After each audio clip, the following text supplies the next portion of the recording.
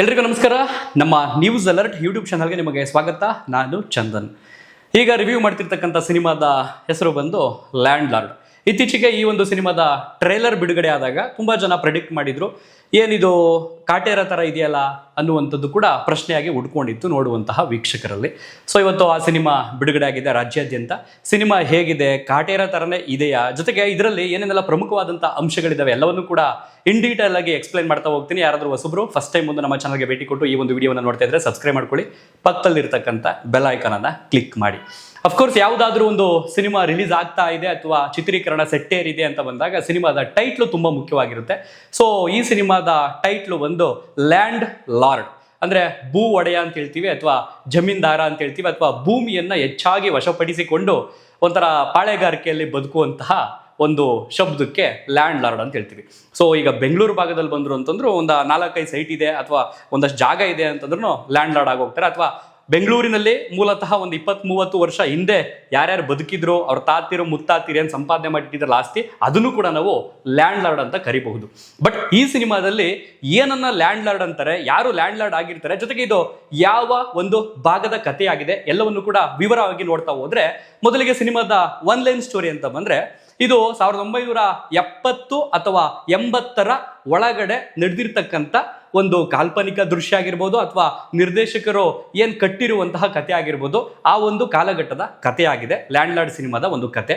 So one line ಅಲ್ಲಿ ಈ ಸಿನಿಮಾದ ಒಂದು ಸ್ಟೋರಿಯನ್ನ ಹೇಳೋದಾದ್ರೆ, ಆ ಒಂದು ಸಂದರ್ಭದಲ್ಲಿ ನಮ್ಮ ಕರ್ನಾಟಕದ ಕೋಲಾರ ಭಾಗ ಅಂತ ಬಂದ್ರೆ ನಿಮಗೆ ಸ್ಲ್ಯಾಂಗ್ ಚೇಂಜ್ ಆಗಿರುತ್ತೆ. ಎಕ್ಸಾಂಪಲ್ ಇವಾಗ ಭಾಗ್ಯಕ್ಕನು, ರಾಮಣ್ಣು, ಈ ತರ ಸ್ಲ್ಯಾಂಗ್ ಅಲ್ಲಿ ಇರುತ್ತೆ ಆ ಒಂದು ಭಾಗದ ಭಾಷೆ. ಸೊ ಹಾಗಾಗಿ ಆ ಭಾಷೆಯ ಸೊಗಡಿನಲ್ಲಿ ಬದುಕಿರ್ತಕ್ಕಂಥ ಆ ಜನ ಯಾವ ವಾತಾವರಣದಲ್ಲಿ ಬದುಕಿರ್ತಾರೆ, ಅವರನ್ನ ಆಳುವಂತವರು ಯಾರು, ಜೊತೆಗೆ ಆ ಕಾಲಘಟ್ಟದಲ್ಲಿ ಕಾನೂನು ಯಾವ ರೀತಿ ಇರುತ್ತೆ, ಶಾಸಕಾಂಗ ವ್ಯವಸ್ಥೆ ಯಾವ ರೀತಿ ಇರುತ್ತೆ, ಕಾರ್ಯಾಂಗ ವ್ಯವಸ್ಥೆ ಯಾವ ರೀತಿ ಇರುತ್ತೆ, ಜೊತೆಗೆ ಆ ಜನರ ಕಟ್ಟುಪಾಡುಗಳು ಏನು, ಆ ಜನ ಏನೇನೆಲ್ಲ ಅನುಭವಿಸ್ತಾ ಇರ್ತಾರೆ, ಆ ಜನರ ಸುಖ ಏನು, ದುಃಖ ಏನು, ಜೊತೆಗೆ ಆ ಜನರ ಆ ಆಯಾಮದಲ್ಲಿ ಯಾರಾದ್ರೂ ಒಬ್ಬ ಇರಲೇಬೇಕು, ರೊಚ್ಚಿಗೇಳಿಸುವಂತವನು ಅಥವಾ ರೊಚ್ಚಿಗೇಳುವಂತವನು ಅಥವಾ ಕ್ರಾಂತಿಯನ್ನ ಹುಟ್ಟು ಹಾಕುವಂತವನು. ಅದರಲ್ಲಿ ಒಂದಷ್ಟು ಜನ ಶಿಕ್ಷಣ ಪಡೆದಂಥವ್ರು ಇರುತ್ತೆ, ಆ ಶಿಕ್ಷಣ ಪಡೆದಂಥವ್ರ ಪರಿಸ್ಥಿತಿ ಏನಿರುತ್ತೆ ಎಲ್ಲವನ್ನೂ ಕೂಡ ಒಂದು ಫುಲ್ ಮೀಲ್ಸ್ ತರ ರೆಡಿ ಮಾಡಿ ಚಿತ್ರಮಂದಿರಕ್ಕೆ ತಂದಿಟ್ಟಿರುವಂತಹ ಕಥೆಯೇ ಲ್ಯಾಂಡ್ ಲಾರ್ಡ್ ಸಿನಿಮಾದ ಕತೆ.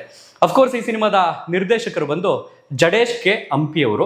ಸೊ ಈ ಹಿಂದೆ ಕಾಟೇರ ಸಿನಿಮಾದ ಕಂಪ್ಲೀಟ್ ಕತೆ ಬರೆದಂಥವ್ರು ಅವರೇ ಆಗಿದ್ರಿಂದ ಈ ಸಿನಿಮಾಗ ಡೈರೆಕ್ಷನ್ ಜೊತೆಗೆ ಕತೆ, ಚಿತ್ರಕಥೆ ಎಲ್ಲವನ್ನು ಕೂಡ ಅವರೇ ಬರೆದಿರೋದ್ರಿಂದ ಜನರಿಗೆ ಅಂದ್ರೆ ಸಿನಿಮಾ ಪ್ರಿಯರಿಗೆ ಎಲ್ಲ ಒಂದು ಕಡೆ ಒಂದು ನಂಬಿಕೆ ಇರುತ್ತೆ, ಕಾಟೇರಕ್ಕೆ ಆ ರೀತಿ ಬರೆದಿದ್ರು ಅಂತಂದ್ರೆ ಅವರೇ ನಿರ್ದೇಶನ ಮಾಡ್ತಿದ್ದಾರೆ ಅಂತಂದ್ರೆ ಅಫ್ಕೋರ್ಸ್ ಇದರಲ್ಲಿ ಇನ್ನೂ ಏನೋ ಸ್ಪೆಷಲ್ ಇರುತ್ತೆ ಅಂತ ನಾವು ಭಾವಿಸಿದ್ದು. ಈ ಹಿಂದೆ ನಾವು ಕಾಟೇರದಲ್ಲಿ ಏನು ನೋಡಿದ್ದು ಅಂತಂದ್ರೆ ಅಲ್ಲೂ ಕೂಡ ಜಮೀನ್ದಾರಿ ಪದ್ಧತಿ ಇರುತ್ತೆ, ಶೋಷಣೆ ಇರುತ್ತೆ, ಆ ಶೋಷಣೆಯ ವಿರುದ್ಧ ಹೋರಾಟ ಇರುತ್ತೆ, ಆ ಹೋರಾಟದ ವ್ಯವಸ್ಥೆಗೆ ಒಬ್ಬ ನಾಯಕ ಇರ್ತಾನೆ. ಸೊ ಅದನ್ನ ಅವನು ಯಾವ ರೀತಿ ಫೇಸ್ ಮಾಡ್ತಾನೆ, ಜೊತೆಗೆ ಆ ಜನರ ಪಾಲ್ಗೆ ಅವನು ಯಾವ ರೀತಿ ಹೀರೋ ಆಗ್ತಾನೆ, ಇದೆಲ್ಲವೂ ಕೂಡ ಕಾಟೇರ ಸಿನಿಮಾದಲ್ಲಿ ಗಮನಿಸಿರ್ತೀವಿ. ಅಫ್ಕೋರ್ಸ್ ಇಲ್ಲೂ ಅದೇ ರೀತಿಯ ಜಾನರ್ನಲ್ಲೇ ಮೂಡಿ ಬಂದಿರುವಂತಹ ಕತೆ. ಸೊ ಆ ಸುತ್ತಮುತ್ತ ಕೋಲಾರದ ಸುತ್ತಮುತ್ತ ಭಾಗದಲ್ಲಿ ಆ ಒಂದು ಹಳ್ಳಿಗಳು ಒಂದು 18-20 ಹಳ್ಳಿ ಅಂತ ಇರ್ತವೆ. ಅದಕ್ಕೊಬ್ಬ ಪಾಳೆಗಾರ ಅಂತ ಇರ್ತಾನೆ ಅಥವಾ ದಣಿ ಅಂತ ಇರ್ತಾನೆ. ಆ ದಣಿಗೆ ಒಂದು 4-5 ಜನ ಮಕ್ಳಿರ್ತಾರೆ, ಅದರಲ್ಲೊಬ್ಬ ಮುಖ್ಯವಾದಂಥವ್ನು ಇರ್ತಾನೆ. ದಣಿ ನಾಳೆ ದಿನ ಯಾವಾಗಲಾರು ಸತ್ತೋದಾಗ ಅದು ನೋಡ್ಕೊಂಡು ಹೋಗುವಂಥವ್ನು ಮನೆ ದೊಡ್ಡ ಮಗ ಇರ್ತಾನಲ್ಲ. ಸೊ ಆ ರೀತಿ ಇದರಲ್ಲೂ ಕೂಡ ಕತೆಗಳಿದೆ. ಸೊ ಆ ದಣಿ ಇರ್ತಾನೆ ಅಂತಂದ್ರೆ ದಣಿಗೆ ವ್ಯಾಲ್ಯೂ ಬರಬೇಕು ಆ ಪಾತ್ರಕ್ಕೆ ಅಂತಂದ್ರೆ ಶೋಷಣೆಗೊಳಗಾಗುವಂತಹ ಜನ ಇರಬೇಕು. ಆ ಜನ ಏನಿಲ್ಲ ಅಂತಂದ್ರೂ 100 ಜನ ಇರಬೇಕು, 100 ಕುಟುಂಬಗಳಿರ್ಬೇಕು. ಸೊ ಅದೇ ರೀತಿ ಇಲ್ಲೂ ಕೂಡ ಇದೆ. ಸೊ ಈ 100 ಕುಟುಂಬಗಳ ಮಧ್ಯದಲ್ಲಿ ಯಾರೋ ಒಬ್ಬ ಇರಬೇಕು, ಆ ಒಬ್ಬನೇ ಹೀರೋ.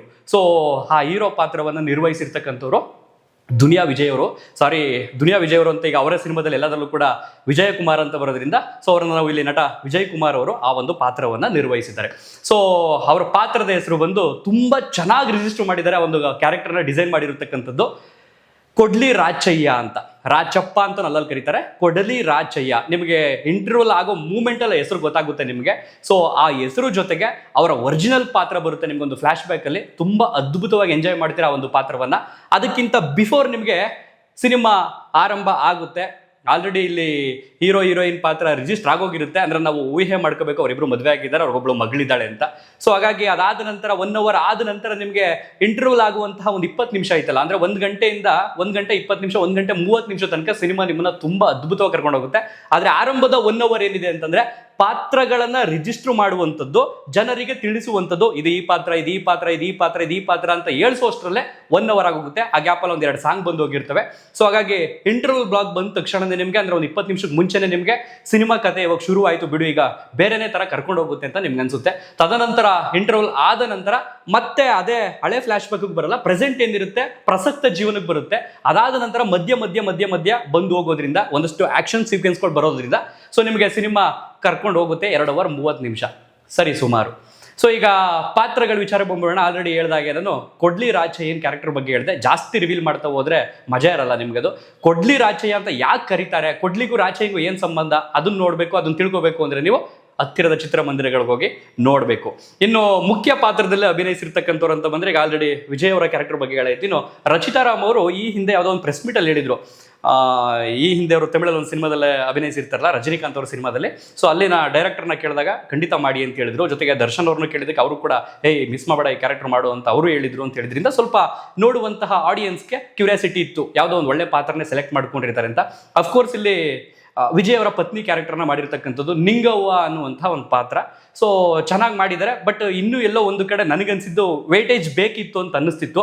ಎಲ್ಲ ಒಂದು ಕಡೆ ಸಪೋರ್ಟಿಂಗ್ ಆಗಿ ಹೋಗುತ್ತಾ ಮಧ್ಯದಲ್ಲಿ ಅಥವಾ ಕೊನೆಯ ಅಂತ್ಯ ತನಕನೂ ಕೂಡ ಸಪೋರ್ಟಿಂಗ್ ಆಗಿ ಹೋಗ್ತಿದ್ಯಾ ಅಂತ ಅನ್ಕೊಳ್ತಿದ್ದು. ಕೆಲವರು ಟ್ರೈಲರ್ ಅಲ್ಲಿ ನೋಡಿದಾಗ ವೇದ ಫೀಲ್ ಬರ್ತಿದೆ. ಶಿವರಾಜ್ ಕುಮಾರ್ ಅವರ ವೇದ ಸಿನಿಮಾದಲ್ಲೂ ಕೂಡ ಹೆಣ್ಮಕ್ಳು ಗಯ್ಯಾಳಿಗಳ ರೂಪದಲ್ಲಿ ತೋರಿಸಿರ್ತಾರಲ್ಲ, ಸೊ ಆ ರೀತಿ ಇರಬಹುದು ಅಂತ ಎಕ್ಸ್ಪೆಕ್ಟ್ ಮಾಡಿದ್ರು. ಬಟ್ ಎಲ್ಲ ಒಂದು ಕಡೆ ಆ ಎಕ್ಸ್ಪೆಕ್ಟೇಷನ್ ರೀಚ್ ಆಗೋದ್ರಲ್ಲಿ ಸ್ವಲ್ಪ ಡಲ್ ಆಯ್ತೇನೋ ಅಂತ ಅನ್ಸುತ್ತೆ. ಇನ್ನು ಈ ಕಡೆ ಇನ್ನೊಂದು ಪಾತ್ರ ಅಂತ ಬಂದ್ರೆ ನಟ ವಿಜಯ್ ಅವರ ಮಗಳು ರಿತನ್ಯ ವಿಜಯ್ ಅವರು ಈ ಸಿನಿಮಾದಲ್ಲಿ ಚೊಚ್ಚಲ ಸಿನಿಮಾ ಮೂಲಕ ಪದಾರ್ಪಣೆ ಮಾಡಿದ್ದಾರೆ. ಸೊ ಅಂದ್ರೆ ರಿಲೀಸ್ ಆಗಿರೋದ್ರಲ್ಲಿ ಹೇಳ್ತಾ ಇರೋದು ನಾನು.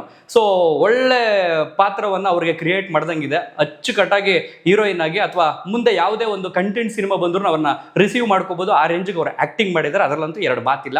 ಸೊ ಎಲ್ಲೋ ಹೋಯ್ತಾ ಸಿನಿಮಾ ಒಂದು 40% ಅವ್ರ ಪಾತ್ರದ ಮೇಲೆನೆ ಜಾಸ್ತಿ ಪರಿಣಾಮ ಬೀರ್ತಾ ಹೋಗುತ್ತೆ ಸಿನಿಮಾ. ಸೊ ಅದನ್ನ ನೀವು ನೋಡ್ಬೇಕು. ಒಂದು PC ಕ್ಯಾರೆಕ್ಟರ್ ಮಾಡಿದ್ದಾರೆ. ಸೊ ಕೆಲವೊಂದು ಕಡೆ ಲಾಜಿಕ್ ಮಿಸ್ ಆಯ್ತು ಅಂತ ಅನ್ಸುತ್ತೆ ಅವ್ರ ಕ್ಯಾರೆಕ್ಟರ್ಲಿ ಹೋಗ್ತಾ. ಬಟ್ ಅದನ್ನು ನನಗೆ ಹೇಳ್ತಾ ಹೋದ್ರೆ ನಿಮಗೆ ರಿವೀಲ್ ಮಾಡಿದಾಗ ಆಗ್ಬಿಡುತ್ತೆ ಅಥವಾ ಸ್ಪಾಯ್ಲರ್ ಆಗ್ಬಿಡುತ್ತೆ. ಹಾಗಾಗಿ ನೀವು ಸಿನಿಮಾದಲ್ಲಿ ನೋಡಿ ತಿಳ್ಕೊಬೇಕು ಲಾಜಿಕ್ ಎಲ್ಲಿ ಮಿಸ್ ಆಗುತ್ತೆ ಅಂತ. ಕೊನೆಯಲ್ಲಿ ಹೋಗ್ತಾ ಗೊತ್ತಾಗುತ್ತೆ ಸ್ವಲ್ಪ ನಿಮಗೆ.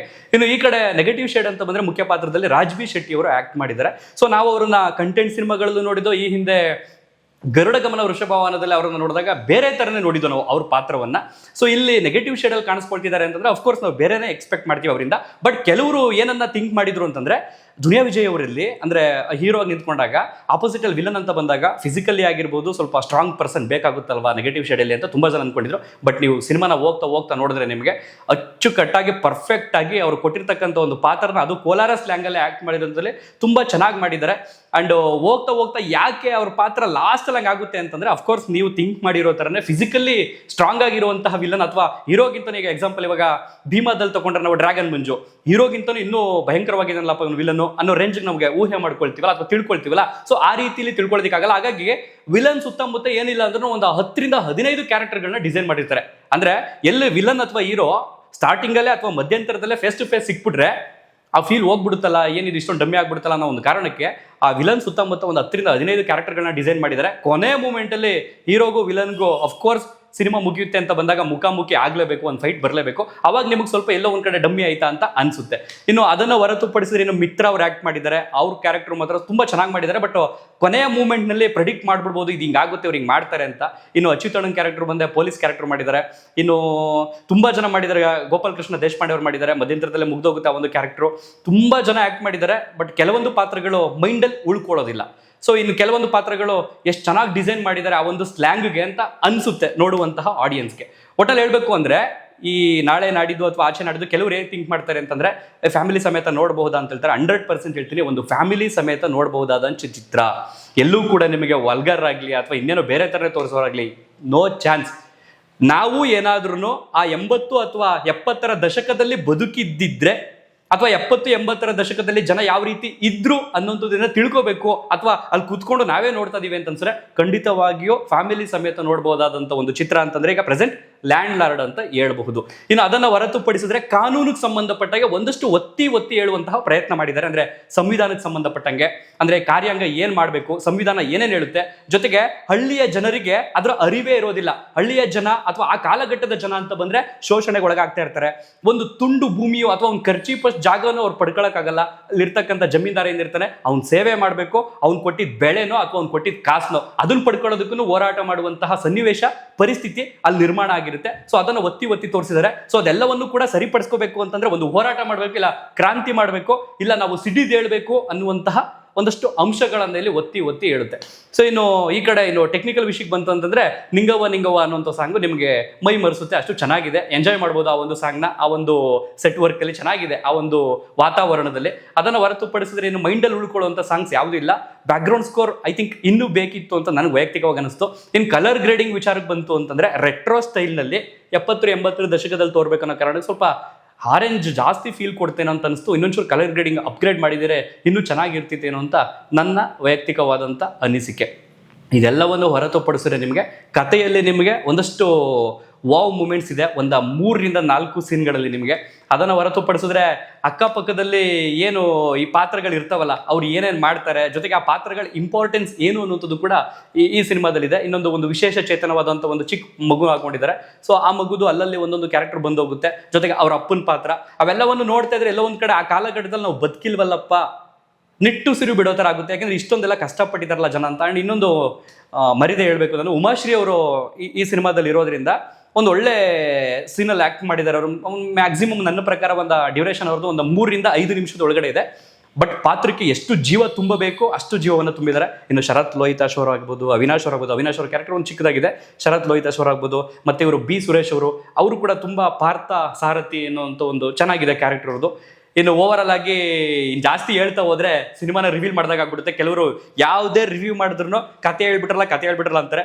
ನಾವು ಏನು ರಿವ್ಯೂ ಮಾಡ್ತೀವಲ್ಲ, ಟ್ರೈಲರ್ನಲ್ಲಿ ಏನು ಗಮನಿಸಿರ್ತೀವಲ್ಲ ಆ ಅಂಶಗಳನ್ನಷ್ಟೇ ನಿಮ್ಗೆ ಎಕ್ಸ್ಪ್ಲೈನ್ ಮಾಡುವಂಥದ್ದು. ಬುಕ್ ಮೈ ಶೋಗೆ ಹೋಗಿ ಓಪನ್ ಮಾಡಿದ್ರೆ ನಿಮ್ಗೆ ಅಲ್ಲಿ ಒಂಚೂರು ಕತೆ ಬರ್ದಿರ್ತಾರೆ, ಈ ಸಿನಿಮಾ ಯಾಕೆ ನೋಡಬೇಕು ಅನ್ನೋ ಕಾರಣಕ್ಕೆ. ಸೊ ಅಲ್ಲಿ ಏನಿದೆ ಅದನ್ನಷ್ಟೇ ನಾನು ನಿಮಗೆ ಹೇಳ್ತಾ ಹೋಗಿದ್ದೀನಿ. ಸೊ ಯಾರ್ಯಾರು ಈ ಒಂದು ಸಿನಿಮಾವನ್ನು ನೋಡಿದ್ರಿ ಇವತ್ತು, ನಿಮ್ಗೇನು ಅನ್ನಿಸ್ತು, ನಿಮ್ಮ ಅನಿಸಿಕೆ ಅಭಿಪ್ರಾಯಗಳನ್ನ ಕಾಮೆಂಟ್ ಬಾಕ್ಸ್ನಲ್ಲಿ ಬರೆದು ತಿಳಿಸಿ. ಜೊತೆಗೆ ನಿಮಗೆ ಏನೋ ಅಯ್ಯೋ ಯಾಕಾರು ಬಂದ್ವಪ್ಪ ಸಿನಿಮಾ ಆ ಥರ ಅಂತೂ ಇಲ್ಲ. ಒನ್ ಟೈಮ್ ವಾಚಬಲ್, ಆರಾಮಾಗಿ ಫ್ಯಾಮಿಲಿ ಸಮೇತ ಕೂತು ನೋಡ್ಬೋದಂಥ ಸಿನಿಮಾ. ಬಟ್ ಈ ರೀತಿಯ ಕಥೆಗಳು ಆಲ್ರೆಡಿ ಬಂದು ಹೋಗಿದ್ದಾವೆ, ಬಟ್ ಅದನ್ನು ಬೇರೆ ಆಯಾಮದಲ್ಲಿ ತೋರಿಸೋದಕ್ಕೆ ಹೊರಟಿದ್ದಾರೆ. ಆಕ್ಷನ್ ಸೀಕ್ವೆನ್ಸ್ಗಳಿಗಂತೂ ಬರವೇ ಇಲ್ಲ. ಆಕ್ಷನ್ ಸೀಕ್ವೆನ್ಸ್ ಬರೋ ತನಕ ನಿಮಗೆ ಲಿಟ್ಲು ಲ್ಯಾಗ್ ಅಥವಾ ಲಿಟ್ಲು ಬೋರ್ ಅಂತ ಅನಿಸುತ್ತೆ. ಸೊ ಎಲ್ಲೆಲ್ಲಿ ಆಕ್ಷನ್ ಸೀಕ್ವೆನ್ಸ್ ಬರುತ್ತೆ ಅಲ್ಲಲ್ಲಿ ನಿಮಗೆ ಮೈ ಮರೆಸುತ್ತೆ. ಜೊತೆಗೆ ಚೆಚ್ಚು ಹಾಕುಗುರು ಇನ್ನು ಕೊಡುಗುರು ಅನ್ನುವಂತಹ ಡೈಲಾಗ್ಸ್ ನಿಮ್ಮ ಬಾಯಲ್ಲಿ ಬರುತ್ತೆ ಅಂತ ಹೇಳ್ತಾ ಈ ಒಂದು ರಿವ್ಯೂವಲ್ಲಿಗೆ ಎಂಡ್ ಮಾಡ್ತಾ ಇದ್ದೀನಿ. ಯಾರ್ಯಾರು ಈ ಸಿನಿಮಾವನ್ನು ನೋಡಿದ್ರೆ ನಿಮ್ಮ ಅನಿಸಿಕೆ ಅಭಿಪ್ರಾಯಗಳನ್ನ ಕಾಮೆಂಟ್ ಬಾಕ್ಸಲ್ಲಿ ಬರೆದು ತಿಳಿಸಿ. ಒನ್ ಟೈಮ್ ವಾಚಬಲ್ ಮೂವಿ, ಆರಾಮಾಗಿ ಫ್ಯಾಮಿಲಿ ಸಮೇತ ನೋಡ್ಬೋದಂತ ಮೂವಿ ಅಂತ ಹೇಳ್ತಾ ಈ ಒಂದು ರಿವ್ಯೂವಲ್ಲಿಗೆ ಮುಗಿಸ್ತಾ ಇದ್ದೀನಿ. ಧನ್ಯವಾದ. Thank you so much.